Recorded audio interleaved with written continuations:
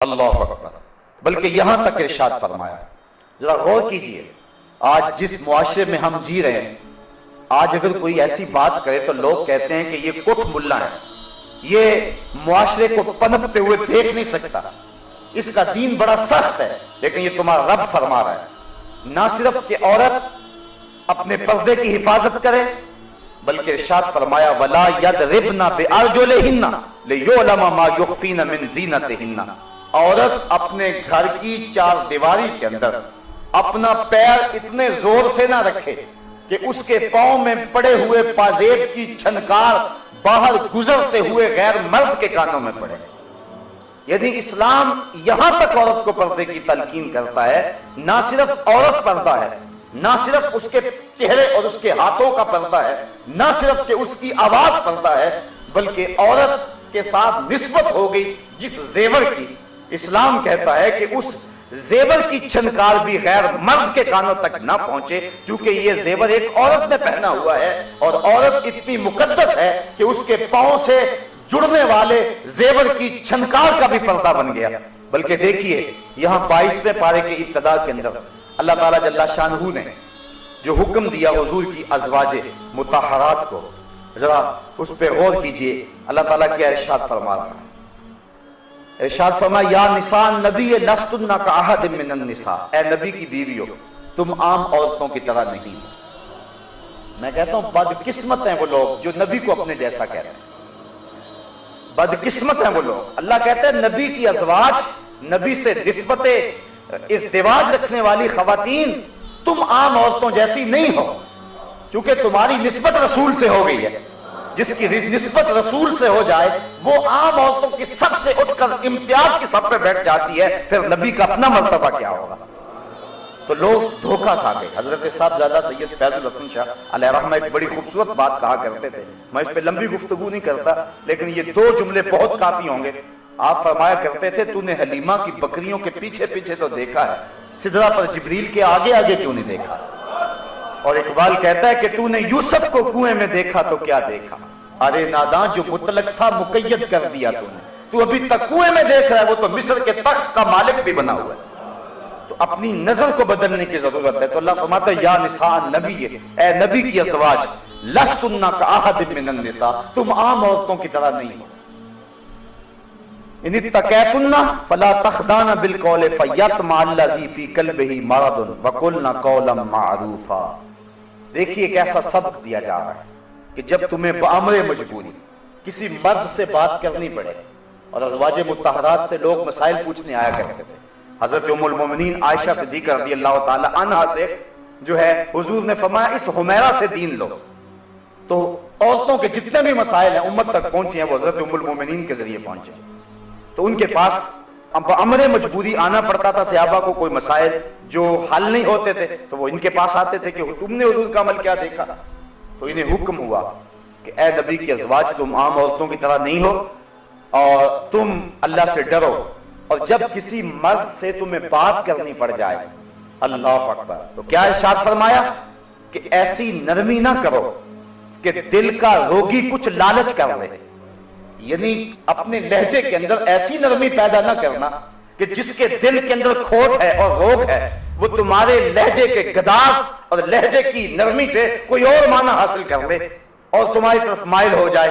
کہا نہیں، وَقُلْنَا قَوْلًا مَعْرُوفًا، ہاں تم اچھی بات کرو، وقار کے ساتھ بات کرو، لیکن عورت کو حکم ہے کہ اگر اسے غیر مرد سے بات کرنے کی نوبت آ جائے، یہ لفظ بول رہا ہوں، نوبت آ جائے بامر مجبوری، تو اس کے لیے بھی شریعت نے آداب مقرر کر دیے کہ وہ غیر مرد سے مٹک مٹک کر کے اپنے لہجے کو سوار کر کے لفظوں کے غلاف اپنے مفہوم پہ چڑھا کے اور جو ہے وہ مختلف جملوں کو ترتیب دے کے اور ہنس کے مٹک کے بات نہ کرے. بلکہ اللہ نے نبی علیہ السلام کی ازواج کو، حالانکہ ازواج رسول ہے اور مومنوں کی مائیں ہیں، اور جو مسئلہ پوچھنے آ رہے ہیں اور جن سے گفتگو کرنے کی مجبوری ہے وہ صحابہ ہیں، وہ ابو بکر و عمر ہیں، وہ عثمان و علی ہیں، وہ بلال حبشی ہیں. لیکن اس کے باوجود فرمایا کہ تم پھر بھی اپنے لہجے اور اپنی گفتگو کے انداز پہ نظر رکھو کہ یہ پاک تینت لوگ تو آیا کرتے ہیں، کوئی ایسا بھی آ سکتا ہے کہ جس کے دل میں روگ ہو اور تمہارے لہجے کی نرمی سے وہ کوئی اور معنی اخذ کر لے، اس لیے تم اچھی بات کرو لیکن اپنے لہجے کے جو ہے وہ نرمی اور لہجے کی لچک پیدا نہ کرو، تاکہ جو ہے وہ تمہارا روب ان کے اوپر برقرار رہے۔ تو یہ تو ام المومنین اور ازواج مطہرات کو جو مومنوں کی مائیں ہیں امہات المومنین، یہ ان کو حکم دیا ہے۔ اور آج موجودہ دور میں جس طرح عورت مرد کے ساتھ بات کرتی ہے، اور اگر کوئی تھوڑی سی لہجے کے اندر سختی یا مختصر بات کر کے جو ہے وہ عورت مرد سے بات چھوڑ دے تو لوگ کہتے ہیں کہ تیری بیوی جو ہے وہ اکھڑ ہے، اس کو بولنے کی تمیز نہیں ہے، یہ تانے سن لو کوئی بات نہیں ہے، لیکن یہ تانے دنیا پہ ہے، اصل ہماری زندگی آخرت کی زندگی ہے، ہم نے اس کا حسن اور اس کا نور اور اس کی روشنی دیکھنی ہے۔ بلکہ اللہ تعالیٰ جل شانہ نے ارشاد فرمایا، یا ایھا النبی قل لازواجک وبناتک ونساء المؤمنین یدنین علیہن من جلابیبہن ذالک ادنی ان یعرفن فلا یؤذین وکان اللہ غفورا رحیما۔ اے نبی، اپنی ازواج کو، اپنی صاحبزادیوں کو اور مسلمان عورتوں کو حکم دے، ان کو ارشاد کریں کیا؟ یدنین علیہن من جلابیبہن، کہ وہ اپنی چادروں کا ایک حصہ اپنے منہ پہ ڈال رکھیں، یعنی پردے کا حکم دیا گیا۔ بعض لوگ کہتے ہیں کہ جو ہے وہ آنکھوں کا پردہ ہوتا ہے، یہ ایک نئی اور گمراہ کن اصطلاح ہے۔ پردہ تو جی آنکھوں میں ہونا چاہیے، اور بالخصوص آج کل جو جعلی اور 2 نمبر پیر ہیں وہ اس بات کا بڑا ڈھنڈورا پیٹتے ہیں کہ حیا آنکھ میں نہیں ہے تو پھر جو ہے وہ پردے میں حیا کیسے ہو سکتا ہے۔ جس چیز کو اللہ اور اس کے رسول نے ہمارے لیے بطور ضابطہ بیان کر دیا، کس شخص کو حق پہنچتا ہے کہ اس کو بدلے، چاہے جتنا مرضی پیر کیوں نہ ہو۔ پیر اور مریدنی کا بھی آپس میں پردہ ہے۔